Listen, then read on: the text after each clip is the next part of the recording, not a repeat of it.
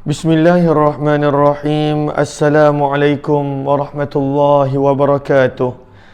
Bismillah, alhamdulillah, wassalatu wassalamu ala habibillah Sayyidina Muhammad ibn Abdillah wa ala alihi wa sahbihi wa man walah. Allahumma rabbi syrah lana sudurana wa yassir lana umurana wahlul 'uqdatam min alsinatina yafqahu aqwalana. Allahumma faqqihna fid din wa 'allimna at-ta'wil. Allahumma alhimna marashida umurina wa a'idna min shururi anfusina birahmatika ya rabbal alamin walhamdulillahi rabbil alamin. Ahlan kepada sahabat-sahabat semua. Salam pertemuan dalam pertemuan hamba ilahi, yang mana kita akan berkongsi kitab Al-Adhkar karya dan karangan Imam An-Nawawi rahimahullahu ta'ala. Ahlan kepada Kak Zimadun, Muhammad Hardi, Nur Hayati Yahya, Rohiza Izzah, Zan Ahmad, Galik Spirit, Siti Nur Aisyah Ahmad, Latifah Dahlan, Anita Maizan, Wan Muhammad Aswad, Elvira, Jamaliyah Manap, Muslimah Mahmud, Nurul Hidayat, Kak Samsarina, Norisah, Kak Safia Sapian, Muhammad Azhar, Muhammad Nur, Kak Nur Aini Muhammad Teb, Aini Uthman, Aminah Hitam, Z.A. Hashim, Norazia Mukhtar, Karimah binti Abu Bakar, Norasia Ahmad, Zakia Muhammad Nin, Izzah Salik, Saadiyah Hassan, Kak T, Nur Hayati Tajuddin, Ifa Aiman dan juga Ayu Muhammad. Ahlan kepada semua. Waalaikumsalam warahmatullahi wabarakatuh. Kepada semua yang memberi salam, terima kasih kepada semua yang melapangkan masa dalam program Hamba Ilahi, yang mana kita akan berkongsi, membaca, menghayati akan kitab Al-Adhkar Imam An-Nawawi, ataupun telah diterjemahkan sebagai keagungan zikir dan doa harian Rasulullah sallallahu alaihi wasallam. Lalu ahlan kepada sahabat. Lalu Kak Aminah Hitam kata jelas, terima kasih. Lalu saya harap adalah jelas untuk semua. Apa kata kita mulakan pertemuan kita dengan sama-sama kita perbetulkan dahulu niat. Moga-moga pertemuan kita adalah kerana Allah Subhanahu wa ta'ala. Nawaitu ta'alluma wa ta'lim wa tadhakkura wa tadhkir wa naf'a wal intifa' wal ifadata wal istifadah wal hatha ala tamassuki bi kitabillah wa sunnati rasulillah sallallahu alaihi wasallam wa du'ai ila al-huda wa dalalati ala al-khair ibtigha'a wajhillah wa mardatihi wa qurbih wa thawabihi. Amin amin ya rabbal alamin. Mohon sebaik sahabat-sahabat untuk bantu kongsi, share sebar luas, serta tag ahli keluarga dan rakan-rakan yang lain. Moga-moga lebih ramai yang beroleh manfaat, insya-Allah. Lalu ramai yang kata jelas, daripada JB jelas, dan juga daripada kebanyakan tempat yang jelas. Moga-moga Allah permudahkan segalanya. Lalu untuk yang mempunyai cetakan ini, kita masih lagi berada pada mukaddimah, yang mana penterjemah dan juga pihak penerbit pada waktu ini nakkan kita untuk memahami tentang penerangan-penerangan yang ada pada kitab Al-Adhkar. Lalu pada awalnya pun ada CD. Saya pun tak sempat dengar lagi kandungan CD dia. Lalu ada CD di awal. Lalu mudah-mudahan kalau sahabat perasan ada CD di awal. Okey, jom kita perhatikan. Kita dah tiba pada muka surat yang ke-12. Mohon sebaik sahabat-sahabat untuk tulis muka surat yang ke-12. Kita berada pada muka surat yang ke-12. Lalu daripada Kota Belud, Sabah pun jelas, alhamdulillah. Okey. Maka di sini penterjemah dan juga penerbit nak menceritakan tentang pengenalan dan metodologi kitab Al-Adhkar Imam Nawawi rahimahullahu ta'ala. Lalu kita berada pada muka surat yang ke-12. Terima kasih Kak Nur Aini, Norazia Mukhtar dan juga Muhammad Badrul Syam. Muka surat yang ke-12. Lalu di sini kata penerbit dan juga penterjemah, kita belum lagi masuk ke dalam karangan Imam Nawawi. Kita masih lagi nak cuba kenal karya Imam An-Nawawi ataupun nama penuh beliau, Yahya bin Sharaf An-Nawawi. Maka di sini disebut pada muka surat yang ke-12, sama-sama kita ulang kaji, sebab kalau kita tidak ulang kaji di sini, kita khawatir kita tidak akan mengulang kajinya. Lalu yang pertama, kitab ini dikenali dengan Al-Adhkar. Al-Adhkar kita biasa dengar. Lalu apakah maksud Al-Adhkar? Lalu Al-Adhkar yang mana kita dengar di sini, Al-Adhkar merupakan kata jamak ahlan-ahlan Anida Daud yang mendengar daripada YouTube, lalu dan juga sahabat-sahabat yang lain. Al-Adhkar merupakan kata jamak daripada kalimah Az-Zikir.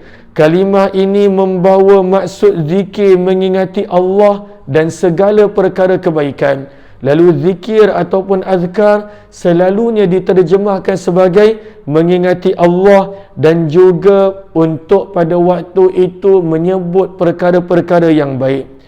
Lalu kata penterjemah, kepelbagaian hadis Nabi berkenaan zikir ini membuatkan ramai di kalangan para ulama mengarang kitab-kitab yang berkaitan tentang kelebihan dan faedah zikrullah, mengingati Allah. Antara kitab zikir dan doa yang terkenal, yang masyhur di kalangan ahli sarjana Islam adalah kitab yang berada di hadapan kita, hasil karya Imam Nawawi yang lebih dikenali dengan nama Al-Adhkar. Walaupun nama penuh dia kita dah baca dan kejap lagi kita akan baca, tetapi orang biasa sebut Al-Adhkar, Al-Adhkar, Al-Adhkar Imam Nawawi. Maka di sini kata penterjemah, di dalam kitab ini Imam Nawawi telah meriwayatkan beberapa hadis, bahkan kita nampak banyak hadis, dan menjelaskannya berdasarkan susunan tajuk yang tertentu. Lalu kadang-kala disebut tentang istighfar, kadang-kala disebut tentang doa waktu pagi. Ada tajuk-tajuk yang disusun seperti mana kita telah lihat sebelum ini, ada lebih kurang 20 kitab dan 380 bab pada muka surat yang lalu, muka surat yang ke-11. Lalu disusun dengan tajuk. Atas inisiatif beliau yang tinggi bagi menyusun kitab ini, beliau menyebut yang mana Imam Nawawi sebenarnya menyahut seruan Allah, yang mana firman Allah dalam suratul Ra'd ayat yang ke-28, ala bizikrillah tatma'innul qulub. Ala, apakah terjemahannya? Ketahuilah, hanya dengan mengingati Allah, hati menjadi tenang. Lalu kadangkala hati kita gelisah, kadangkala hati kita tidak tenang, kadangkala hati kita tidak tenteram, maka sebenarnya mengingati Allah adalah cara untuk menenangkan hati.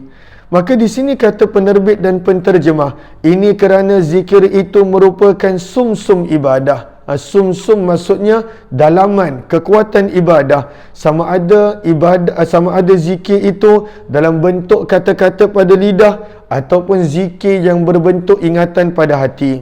Untuk menerangkan pentingnya zikir, Allah berfirman di akhir surah Ali Imran, yang mana Allah memuji orang-orang yang berzikir dengan firman Allah pada surah Ali Imran, ayat yang mana ayat yang ke-190 hingga ayat 191, di mana firman Allah Subhanahu wa taala, inna fi khalqis samawati wal ard wa ikhtilafil laili wan nahari la ayatin li ulil albab alladzina yadhkuruna Allaha qiyaman wa qu'udan wa ala junubihim wa yatafakkaruna fi khalqis samawati wal ard Rabbana ma khalaqta hadza batila subhanaka faqina azaban nar, ayat 100 hingga ayat 191.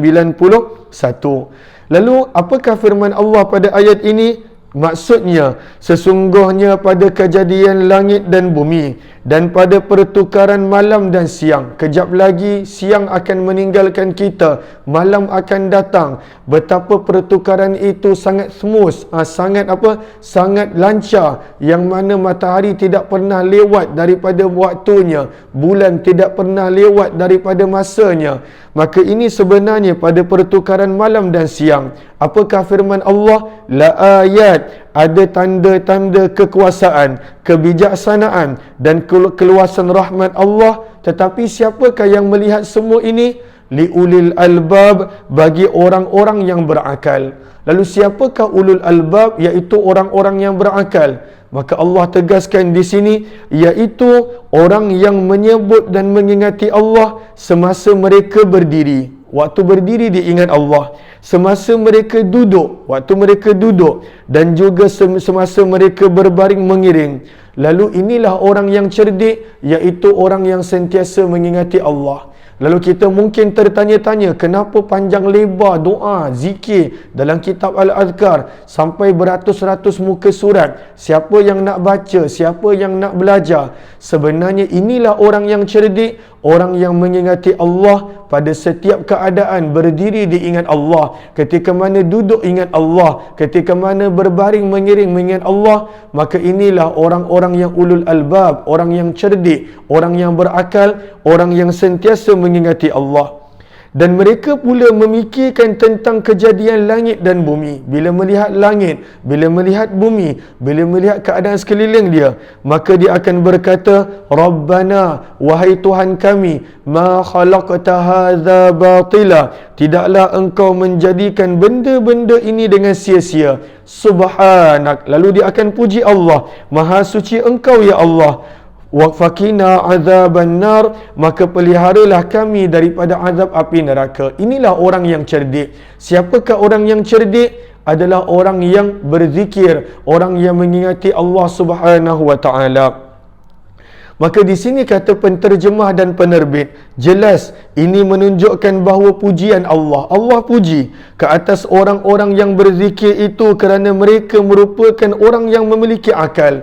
Orang yang cerdik adalah orang yang sentiasa mengingati Allah, dan orang yang mana sentiasa ingat Allah, itulah orang yang cerdik. Kalaulah manusia rasa dirinya cerdik tetapi tak ingat Allah, dia belum cukup cerdik lagi. Orang yang cerdik ulul albab, orang yang ingat Allah. Orang yang cerdik bila melihat alam, bila melihat bumi dan langit, dia akan ingat kepada Allah Subhanahu wa taala. Maka sebab itu di sini kata penterjemah dan juga penerbit, lalu mereka inilah orang yang memiliki akal, yang sentiasa mengingati Allah, sama ada berdiri, sama ada duduk, berbaring, dan sentiasa memikirkan ciptaan Allah di langit dan bumi. Dan inilah menjadikan manusia tenang. Bila manusia itu ingat Allah, Allah akan cukupkannya daripada segala kerisauan. Bila hatinya kosong daripada Allah, maka hatinya akan dipenuhkan dengan segala kerisauan. Hari ini manusia risau tentang pelbagai benda, tentang apa yang berlaku dekat negara lain, tentang apa yang berlaku di luar bumi. Dia terlalu risau, dia terlalu takut bila kiamat, bila apa. Dia hatinya menjadi tidak tenang. Tetapi sebenarnya kalaulah dia ingat Allah sentiasa, dia akan tahu apa yang Allah janji pasti berlaku, dan dia akan kekal tenang. Maka tenang hanya ada pada orang yang mengingati Allah Subhanahu wa taala. Seterusnya, kita lihat di sini, kata penulis buku dan penerbit, kata penterjemah dan penerbit pada penghujung muka surat yang ke-12, Sayyidatina Aisyah radhiyallahu taala anha berkata, apabila ayat ini diturunkan kepada Nabi sallallahu alaihi wasallam, ayat tadi, ayat 190 dan 191 daripada surah Ali Imran. Kata Sayyidina Aisyah, bila ayat ini turun kepada baginda Rasulullah sallallahu alaihi wasallam, baginda terus bangun menunaikan salat. Kemudian pada waktu itu Bilal melaungkan azan untuk salat kerana telah masuk waktu salat. Sambil beliau melihat baginda sedang menangis, maka Bilal melihat Nabi sedang menangis. Muka surat yang ke-13. Lantas Bilal radhiyallahu taala anhu bertanya, wahai Rasulullah, adakah engkau menangis sedangkan dosa-dosamu yang terdahulu dan akan datang sudah diampunkan? Maka baginda menjawab pertanyaan Bilal radhiyallahu taala anhu seraya bersabda, wahai Bilal, apakah aku tidak boleh menjadi seorang hamba yang bersyukur? Sesungguhnya telah diturunkan ke atasku pada waktu malam satu ayat. Inilah ayat 190 dan juga ayat yang ke-191. Lalu baginda Nabi SAW bersabda lagi, celakalah bagi orang-orang yang membaca ayat ini tetapi tidak memikirkan tentang ciptaan Allah. Al-a'yadzubillah. Moga tidak kita tergolong pada ucapan Nabi ini. Moga-moga kita orang yang sentiasa mengingati Allah Subhanahu wa taala, gunakan akal untuk ingat Allah. Itulah orang yang berakal. Ulul albab, siapakah orang yang berakal? Orang yang cerdik, digunakan akal dia untuk ingat Allah. Seperti mana sambungan ayat itu, allazina yadhkurunallah, dia ingat Allah. Sebab itu Nabi bersabda, celakalah bagi orang yang membaca ayat ini tetapi tidak memikirkan tentang ciptaan Allah. Bayangkan betapa kompleks, betapa sempurna, betapa hebatnya ciptaan Allah. Bayangkan kita berada di bumi, tetapi kenapa Allah mencipta galaksi, Allah mencipta planet-planet yang berada di sekitar bumi, Allah mencipta jutaan dan tanpa hitungan bintang pada waktu itu untuk manusia. Allah menciptakan matahari, menciptakan bulan, menciptakan peredaran yang mana berlaku di antara bulan, bintang dan sebagainya untuk manusia berfikir, supaya manusia itu ingat Allah Subhanahu wa taala dan manusia itu ingat betapa hambanya dia. Sebab itu kita letakkan tajuk hamba ilahi. Lagi ingat Allah, lagi zikrullah, sepatutnya lagi ingat yang dirinya adalah hamba Allah Subhanahu wa taala. Maka ini adalah riwayat Ibnu Hibban dalam sahihnya, yang mana kita boleh nampak jilid yang keberapa dan juga hadis yang keberapa. Ahlan-ahlan kepada sahabat-sahabat yang bersama. Sesungguhnya Allah menyebutkan ketiga-tiga keadaan ini. Keadaan mana? Yang kita baca pada ayat 191. Qiyamah, berdiri, qu'uda, duduk, kemudian wa ala junubihim, baring di atas berbaring dalam keadaan mengiring. Allah sebutkan tiga keadaan ini hanya khusus kepada orang yang berzikir daripada kalangan anak Adam. Lalu dalam Al-Quran, tiga keadaan ini iaitu baring, berjalan, berdiri, Allah sebutkan khusus untuk orang yang berzikir. Kenapa? Maka kata penterjemah dan penerbit di sini, oleh yang demikian seharusnya anak Adam tidak mengabaikan kelebihan dan kurniaan zikrullah ini. Maka selalu ingat Allah, selalu berzikir, selalu berdoa, selalu ingat Allah, kerana Allah pada waktu itu menyebut inilah keadaan sentiasa manusia, orang yang berakal dan orang yang cerdik. Ini kerana berdasarkan riwayat Sayyidatina Aisyah radhiyallahu taala anha bahawa Nabi sallallahu alaihi wasallam sentiasa berzikir mengingati Allah pada setiap keadaan. Lalu maksud daripada berdiri, berjalan, berdiri, duduk dan juga baring, maksudnya inilah keadaan manusia. Sama ada macam saya sedang duduk, ada orang yang tak duduk dia berjalan, kalaulah dia tak berjalan dia baring. Itu keadaan biasa manusia. Tak ada orang yang 24 jam dia lompat, tak ada. Sebab itu tak disebutkan di sini. Tak ada orang yang 24 jam dia sentiasa pada waktu itu memanjat, mendaki ataupun tidak. Maka waktu manusia, keadaan manusia selalunya tidak lari daripada tiga sifat. Sama ada duduk, sama ada berdiri ataupun sama ada baring. Maka Allah sebutkan tiga ini nak menunjukkan sebenarnya manusia itu sentiasa sepatutnya mengingati Allah. Sebab itulah penulis, penterjemah dan juga penerbit membawakan riwayat Aisyah, yang mana kata Aisyah radhiyallahu taala anha, yang mana Nabi sallallahu alaihi wasallam sentiasa mengingati Allah pada setiap keadaan. Pada setiap keadaan mengingati Allah Subhanahu wa taala. Moga Allah menjadikan kita dapat mencontohi baginda Rasul sallallahu alaihi wasallam. Lalu sebenarnya disebutkan dalam ayat ini tiga kerana itulah keadaan manusia pada kebanyakan waktu dan masa. Sebab itu disebutkan di sini, ini termasuk juga saat baginda Nabi SAW ingin masuk ke bilik air, nak masuk ke tandas pun, maka baginda Nabi SAW, maka pada waktu itu Nabi SAW akan mengingati Allah. Nak masuk ke bilik air pun ada doa yang mana Nabi SAW ajar kepada kita. Moga-moga kita digolongkan di kalangan orang yang mencontohi baginda sallallahu alaihi wasallam. Kata penterjemah dan juga penerbit pada perenggan yang ketiga, yang pasti berzikir mengingati Allah itu menghidupkan hati yang mati. Lalu kadang-kala hati kita mati sebab kita tidak beri makan kepadanya. Maka kita baca Al-Quran pun jarang. Kita kadang-kala zikir pun kita terlepas pandang. Maka sebenarnya, kata penterjemah, yang pasti mengingati Allah sebenarnya boleh menghidupkan hati yang mati. Seumpama menghakis karat yang terpahat di hati. Lalu dengan kita mengingati Allah, maka zikrullah itu akan menghakis karat-karat disebabkan maksiat, disebabkan dosa yang melekat pada hati kita. Boleh menghilangkan kekerasan. Dengan zikir boleh menghilangkan kekerasan hati. Dengan zikir juga boleh menghapuskan hati yang rosak. Yang berlaku kebanyakan ini disebabkan nafsu manusia. Dengan berzikir sebenarnya mengeratkan lagi pertalian hati dengan Allah. Lagi banyak kita mengingati Allah, lagi hati kita mempunyai hubungan dengan Allah. Kadang-kala kita amat jarang mengingati Allah. Kita asyik sebut aku.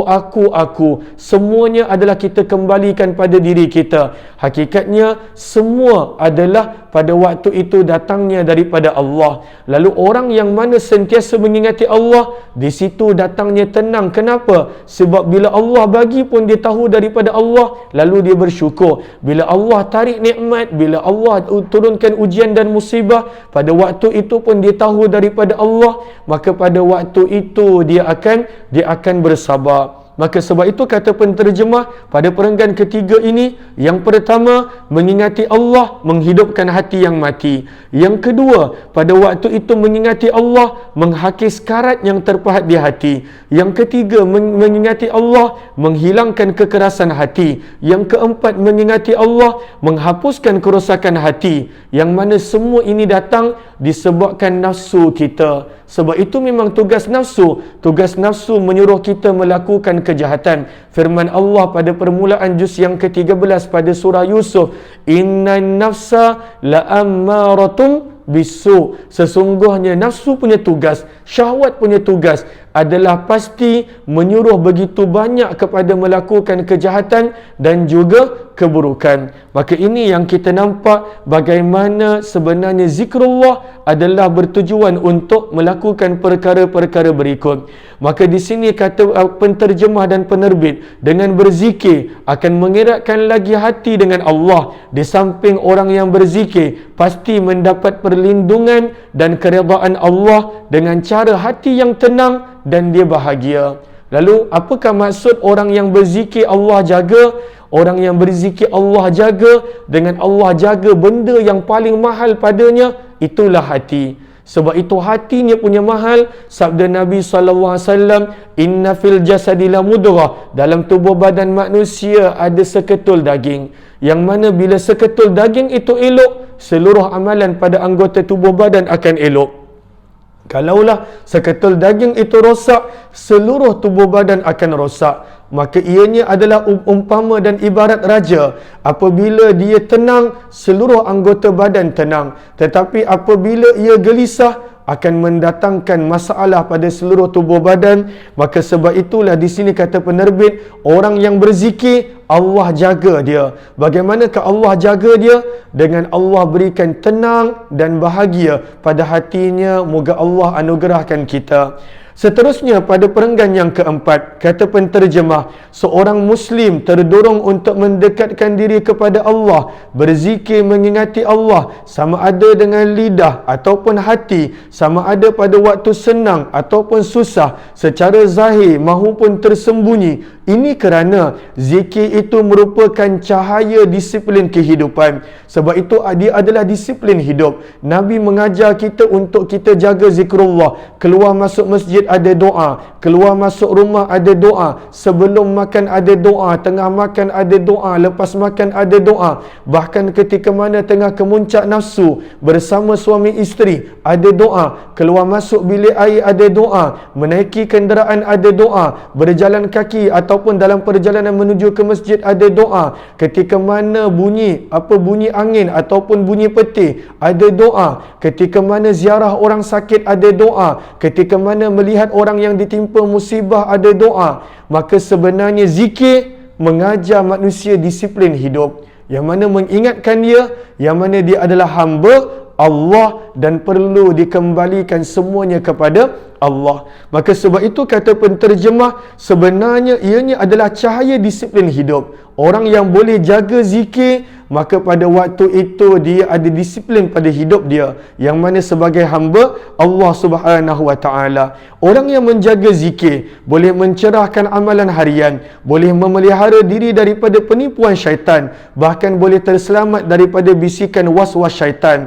Serta dengan berzikir itu sentiasa menghadirkan pemeliharaan Allah yang hebat lagi maha menentukan setiap sesuatu. Maka hasil berzikir juga dapat memberikan seseorang pengetahuan, kebijaksanaan yang luar biasa, kerana Allah sebut orang yang berzikir adalah orang yang cerdik, orang yang berakal, serta mendatangkan keserian dan keindahan pada wajah orang yang berzikir. Terlalu banyak kelebihan orang yang berzikir. Sebab itu Nabi SAW hidup baginda, dan yang riwayat yang kita bakal baca penuh dengan mengingati Allah Subhanahu wa ta'ala. Maka ini kelebihan-kelebihan zikir secara langsung dan tak langsung yang disebut oleh penulis buku pada zaman ini. Antara kelebihan zikir yang paling penting bagi pandangan saya adalah tenangnya hati. Banyak orang hidup walaupun zahirnya senyum, walaupun zahirnya bahagia,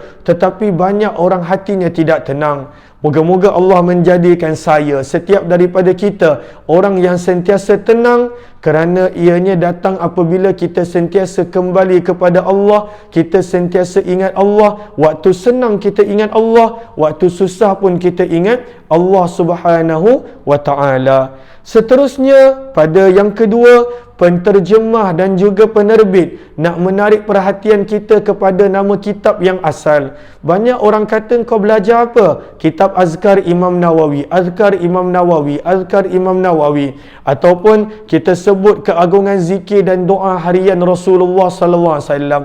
Apakah sebenar nama kitab ini? Yang mana Imam Nawawi letak nama dia? Apakah nama dia yang sebenar? Kerana nama dia panjang, maka banyak orang telah ringkaskan namanya sekadar menyebut Al-Azkar. Tetapi apakah nama asalnya? Maka di sini penulis dan penterjemah dan juga penerbit menerangkan nama asal kitab Al-Azkar Imam Nawawi.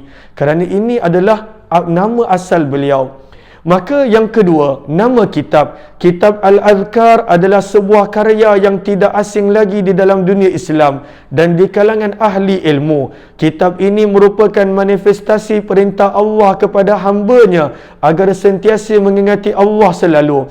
Atas dasar inisiatif ini, Imam Nawawi rahimahullah mengambil tanggungjawab untuk menyusun, menghimpunkan segenap zikir kehidupan harian umat Islam yang dalilnya bersandarkan kepada ayat Al-Quran dan hadis Nabi SAW serta athar para salafus salih. Pemilihan karya ini memberikan tamparan hebat kepada karya-karya kitab zikir yang lain kerana pembantangan, perkongsian ilmu yang dinyatakan secara tersusun, sederhana dan mudah untuk difahami, di samping sumber hadis-hadis yang dibawakan oleh Imam Nawawi yang boleh diterima pakai pada bab keutamaan ibadah. Maka ini adalah perkara biasa. Kita nampak Imam Nawawi dikenali sebagai seorang ilmuwan yang mana kitab dia banyak menjadi rujukan. Sama juga di dalam fiqh. Sebelum daripada Imam Nawawi, banyak ulama-ulama fiqh mazhab Syafi'i, mereka karang kitab-kitab berkenaan tentang mazhab Syafi'i. Akan tetapi ketika mana datangnya Imam Nawawi, dan pada waktu itu dia susun dengan penjelasan yang lebih jelas, dengan penerangan yang lebih menarik, maka kebanyakan karyanya dalam fiqh menjadi rujukan, seperti Majmu' yang mensyarahkan kitab Muhadzab, seperti mana Minhajut Talibin yang mana menjadi rujukan bagi orang yang mempelajari fiqh mazhab Syafi'i. Begitu juga dalam bab zikir dan doa, dah ada beberapa karya sebelum Imam Nawawi. Tetapi ketika mana kita tanya pada ilmuwan ataupun masyarakat awam, buku doa apa yang dia tahu sebagai rujukan, kebanyakan orang akan menyebut Al-Azkar Imam Nawawi. Inilah kelebihan luar biasa yang Allah kurniakan kepada Imam Nawawi rahimahullahu ta'ala. Kelebihan yang mana kitab beliau menjadi rujukan, kitab beliau mudah untuk difahami. Sebab itu kita nampak kita orang awam, orang biasa boleh belajar. kita orang awam, orang biasa boleh belajar karya Imam Nawawi iaitu kitab Al-Azkar. Sebab itu bila Imam Nawawi tulis kitab Al-Azkar, maka menjadikan orang tidak lagi merujuk kepada kitab-kitab zikir yang lain. Kerana cara penyusunan Imam Nawawi sangat luar biasa menarik. Oleh yang demikian, apakah nama kitab ini? Lalu pensyarah, orang yang mensyarahkan kitab Al-Azkar, iaitu Muhammad Ali bin Muhammad Allan Al-Bakri As-Sadiqi Asy-Syafi'i, seorang ulama yang telah mensyarahkan. Ini sekadar terjemah yang ada dekat depan kita, lebih kurang 700 muka surat. Ini terjemah. Kalaulah dia punya syarah, lagi tebal, berjilid-jilid. Maka antara syarah yang terkenal adalah syarah yang telah ditulis oleh nama yang kita baru baca tadi, Futuhat Rabbaniyah. Maka Muhammad Ali bin Muhammad Allan Al-Bakri As-Sadiqi, yang mana syarah beliau adalah syarah yang terkenal dalam bahasa Arab. Seorang ulama yang mensyarahkan kitab Al-Azkar ini menyebutkan bahawa nama asal kitab Al-Azkar bukan Al-Azkar. Lalu kita biasa sebut Al-Azkar, Al-Azkar. Lalu nama asal dia sebenarnya bukanlah Al-Azkar.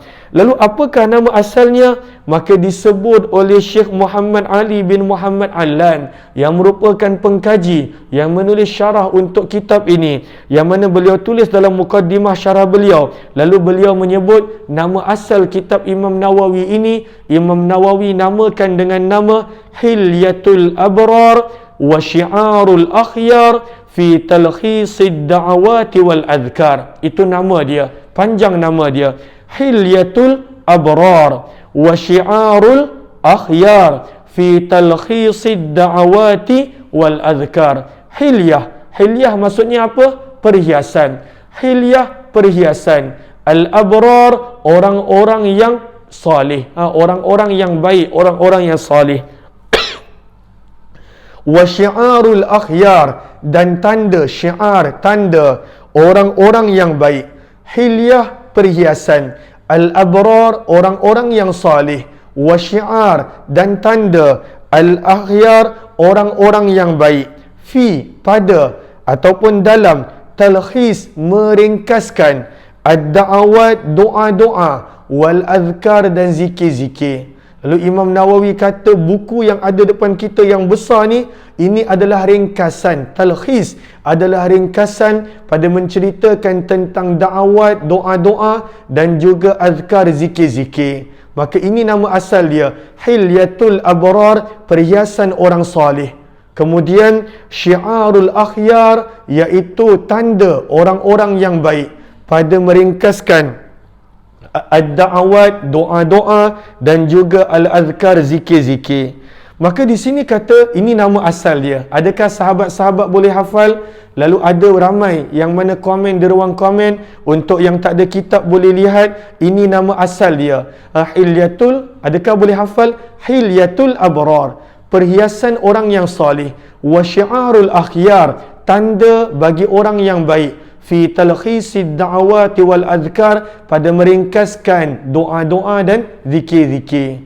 Lalu sudah, kalaulah nama panjang, nescaya tak ada orang yang nak belajar. Apa nama kitab? Itulah aku pun tak boleh sebut apa nama dia. Dah tak nak belajarlah, susah. Maka sebab itu lebih dikenali Al-Azkar. Lalu lebih dikenali apa kitab Imam Nawawi? Al-Azkar. Tapi ini nama asal dia, yang mana dinukilkan oleh Syekh Muhammad Ali. Dengan penjelasan ini, Al-Maula Mustafa bin Abdullah Al-Qistintini Ar-Rumi Al-Hanafi, yang masyhur dengan gelaran Al-Mulla, penulis Al-Jalabi dan terkenal dengan nama Haji Khalifah, menyebutkan juga nama yang sama dalam kitab beliau yang berjudul Kashfuz Zunun an Asamil Kutubi wal Funun.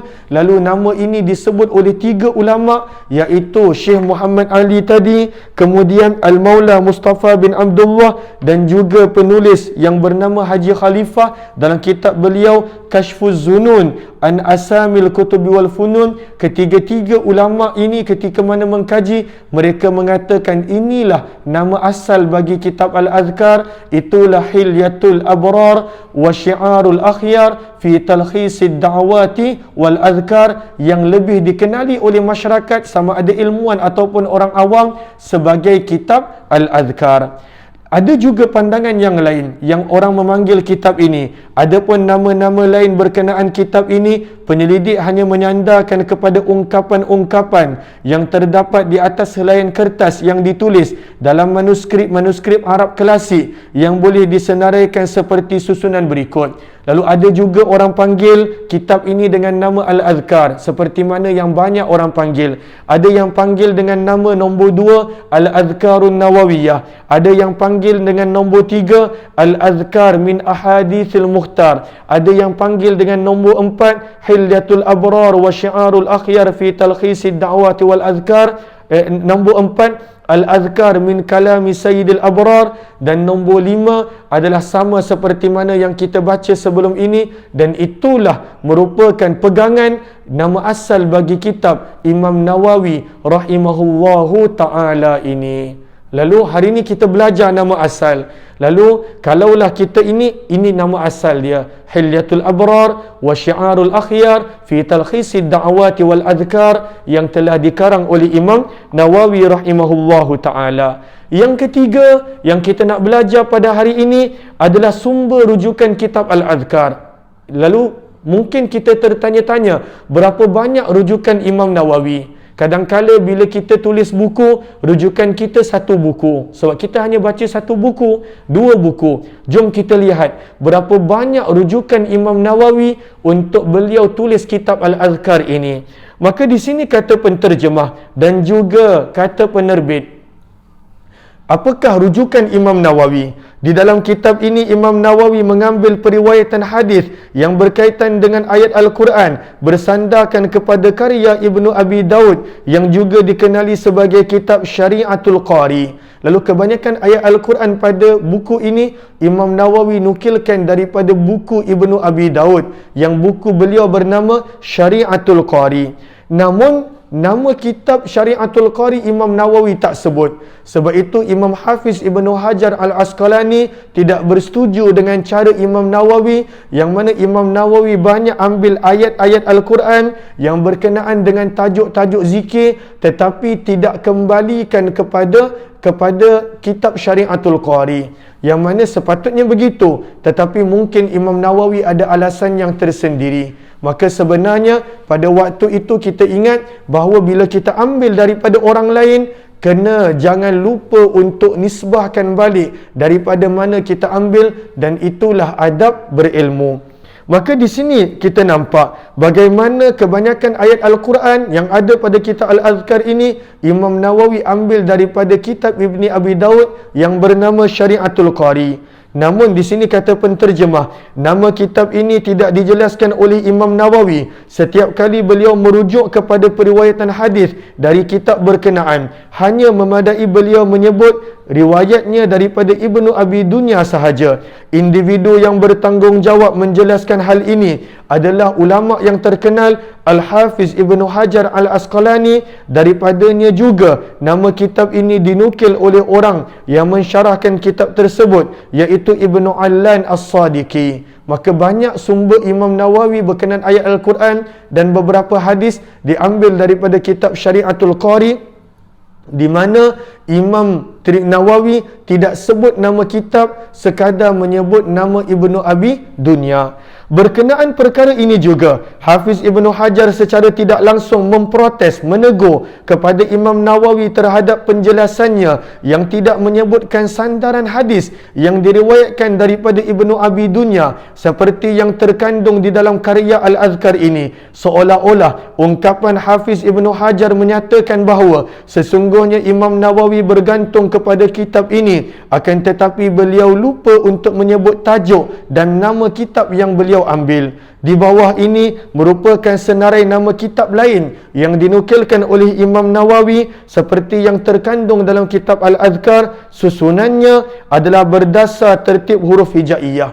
Ini nama rujukan Imam Nawawi sebut dalam kitabnya Al-Ahkamus Sultaniyah wal Wilayatud Diniyah. Ada berapa rujukan? Kita boleh tengok rujukannya ada 102 rujukan. 102 rujukan. Kita kalau nak baca pun dah berpuluh minit. Baca nama, bukan baca kitab lagi. Dan kebanyakan daripada ni, secara jujurnya, saya tak pernah baca pun isi dalam dia. Yang mana sangat banyak. Yang kitab-kitab yang biasa, seperti mana Amalul Yaumi wal Lailah itu ya, Al-Majmu' itu ya, pernah baca. Tetapi banyak kitab-kitab yang lain ada 102 rujukan. Yang kebanyakannya secara jujur saya tidak pernah membacanya. Secara tidak pernah membaca. Maksudnya tak pernah buka kitab itu walaupun satu muka, walaupun satu baris untuk membacanya. Ini ilmunya Imam Nawawi rahimahullahu ta'ala. 102 rujukan. Ini ilmu beliau. 102 rujukan. Masya Allah, inilah. Dan kita berhenti di sini. Alhamdulillah, kita telah sampai pada muka surat yang ke-20. Dan insya Allah kita masih lagi mengenali kitab Al-Adhkar sebelum kita mula masuk kepada Muqaddimah Imam Nawawi pada muka surat yang ke-52 nanti. Lalu jangan risau, yang penting kita benar-benar kenal kitab Al-Adhkar, kita benar-benar menghargai susah payah dan karya Imam Nawawi. Moga-moga Allah menjadikan kita orang-orang yang mengambil pengajaran dan juga orang-orang yang mengambil manfaat daripada kitab ini. Dan moga-moga Allah anugerahkan saya dan setiap daripada kita dengan ilmu yang bermanfaat. Amin ya Rabbal Alamin. Untuk sahabat-sahabat yang terlepas CD Hamba Ilahi yang lalu, boleh sahaja tonton di YouTube Umar Aziz. Saya telah uploadkan di sana. Boleh juga subscribe dan juga pada waktu itu tekan notifikasi untuk YouTube Umar Aziz. Moga-moga bermanfaat. Untuk yang kali pertama join, mohon join Telegram Kuliah Umar Aziz. Banyak perkongsian yang saya sharekan di Telegram Kuliah Umar Aziz. Dan juga untuk yang ingin membuat pembelian kitab, boleh tekan pada link yang telah dipinkan di bahagian paling bawah komen.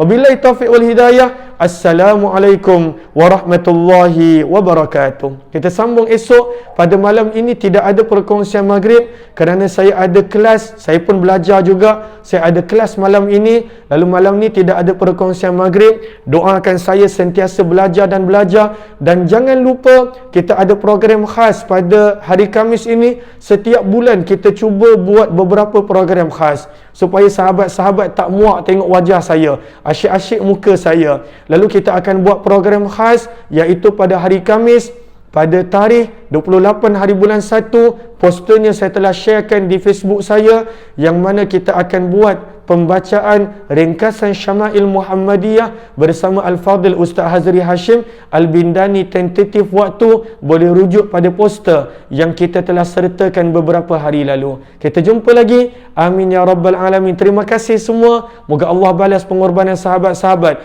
dengan sebaik-baik ganjaran dunia dan akhirat. Amin ya Rabbal Alamin.